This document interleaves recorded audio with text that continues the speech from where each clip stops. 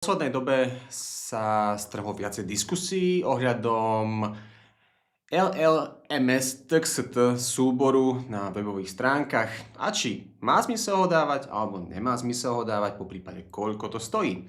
V tomto videu si ukážeme z môjho pohľadu, či to má zmysel dávať alebo nemá zmysel dávať a presne koľko to stojí a ako si to aktivovať bez problémov sami. To si ukážeme na konci videa, takže odporúčam to pozerať. A teraz, čo to je ten LLMS.txt textový súbor? Je to textový súbor, ktorý má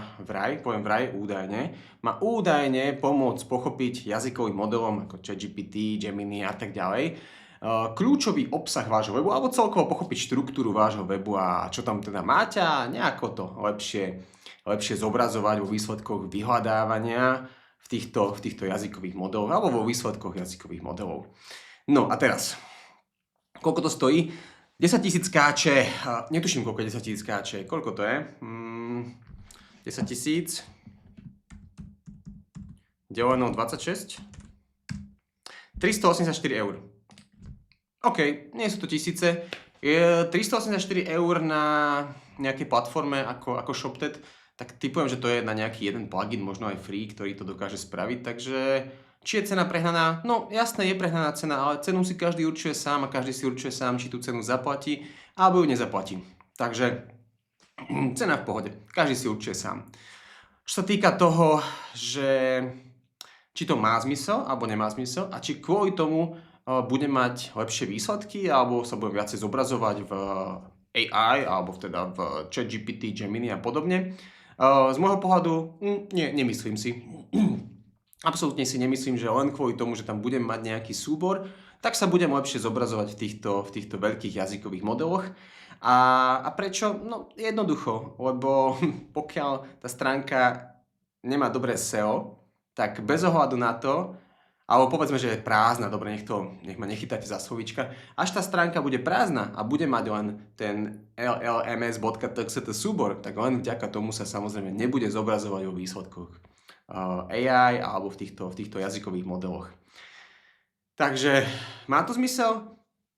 Neviem, netuším, ale momentálne si myslím, že nie. Že toto je jeden z tých najmenších faktorov, ktoré by tam malo na to nejaký zmysel. Samozrejme, môžem sa mýliť, ale proste nie, momentálne si to nemyslím. A keď sa ukáže, že som sa mýlil, keď proste Google alebo ktokoľvek, alebo tieto jazykové modely ChatGPT proste spustí niečo, na základe čoho to bude výhoda, tak super. Je to fajn, máte to nasadené. A teraz, mám to nasadené ja na svojich weboch? Áno, samozrejme, jasné, že to mám nasadené. Prečo by som to nasadené nemal? Takže že určite áno, aj keď tomu neprikladám nejaký brutálny význam v tejto dobe aktuálne, tak jasné, mám to nasadené na weboch, či už svojom, alebo klientských, alebo proste kohokoľvek, je to proste štandard, ktorý robím. A teraz, ako sa to robí? Pokiaľ máte WordPress, veľmi jednoducho ukážeme si to. Až máte WordPress, tak to trvá podľa mňa 10 sekúnd, ale ideme si to vyskúšať. Takže začíname odpočet.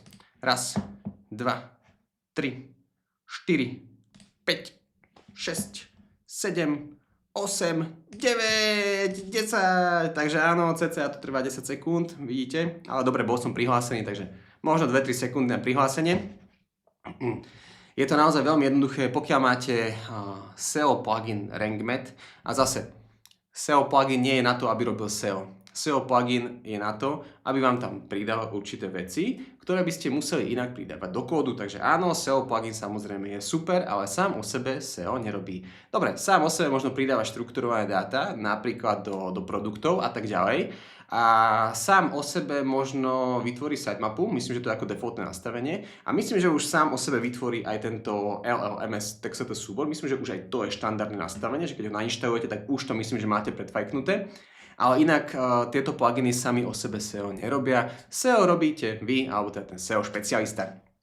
A keď sa pozrieme na nastavenie, čo tam vlastne máte, tak je to podobné ako pri sitemape. Máte tam vlastne veci, ktoré chcete, aby tam išli, ktoré nechcete, aby tam išli a tak ďalej a tak ďalej. Toto samozrejme je defaultne tak, ako to bolo, tu som nič neupravoval, to znamená, že takto je to defaultne. A povedzme, že tu si môžeme zahrnúť kategórie produktov samozrejme, taky produktov nie sú, takže tam je to jedno. Aha, tam nie sú asi ani produkty.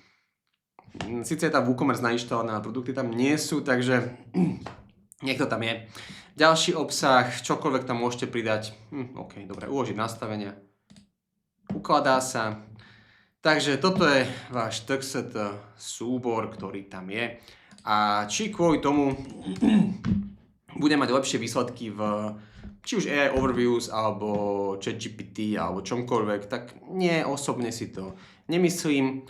A pokiaľ mi príde dopyt na nacenenie, tak vám asi napíšem, že tu si to zapnete a tu máte toto video, lebo to sa mi vlastne riešiť nechce a riešim naozaj projekty, kde riešim SEO komplexne a nie iba, že zapnúť LLMS, tak sa to súbor. Takže asi tak. Dobre, z mojej strany všetko k tomuto videu. Vidíme, počujeme sa pri ďalšom videu a keď sa vám to páčilo, dajte like, dajte odber.